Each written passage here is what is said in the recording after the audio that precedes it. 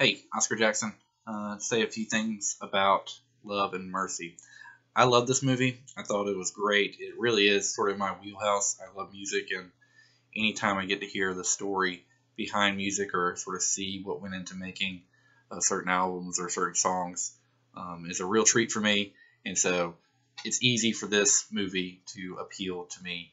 But I think there are a couple other reasons why it's deserving of the top 10.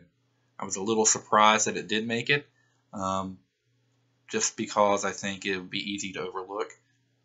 But it is deserving for a couple of reasons.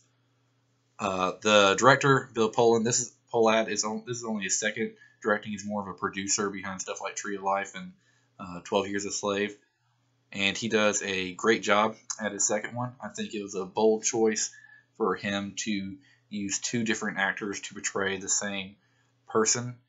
That easily could have backfired. It could have been something like you see out of the Notebook, where one side is better than the other, or um, one actor excels and diminishes other.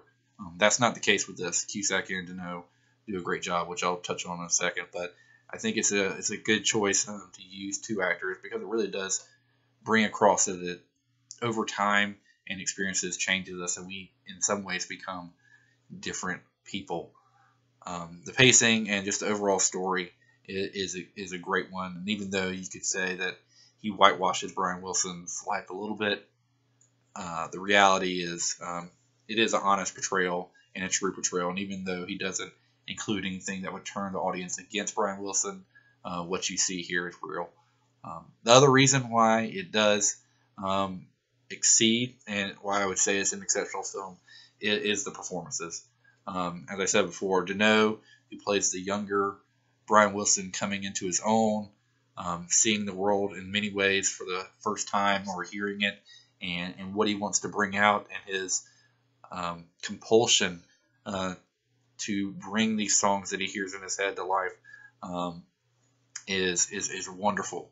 And the scenes of just him in the studio and directing musicians in the putting together of Pet Sounds, I could watch a whole movie of just that. It's that captivating. It's that good.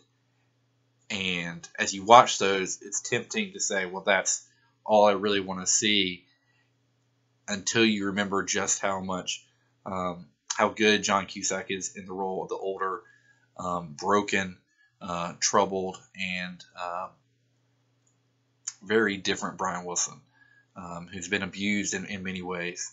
And they're just as important, and he does just as great of a job in that role. And the two of those roles of seeing the change of time, I think, really helps to elevate the film to a new level. All the performances in the movie are great. Elizabeth Banks as Melinda is wonderful. Giamatti is perfectly hateful as Eugene Landy. And the film is just a wonderful picture of Brian Wilson and who he was, and how he saw the world.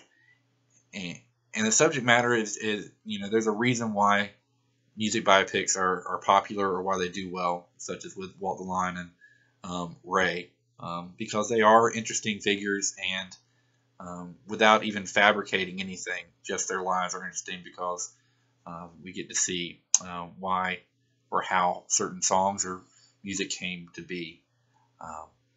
But certainly the performances of Dano and Cusack are worth watching it simply, even if you had no interest in who Brian Wilson was, or hate the Beach Boys. They're worthwhile just for what they bring to the roles, and just without saying anything, the wonder and just seeing into Dano's face, how he hears or sees the world, and to just see Cusack, and you can feel the repercussions of the abuse and the drugs and what's happened to him. And they're just wonderful performances and a wonderful movie.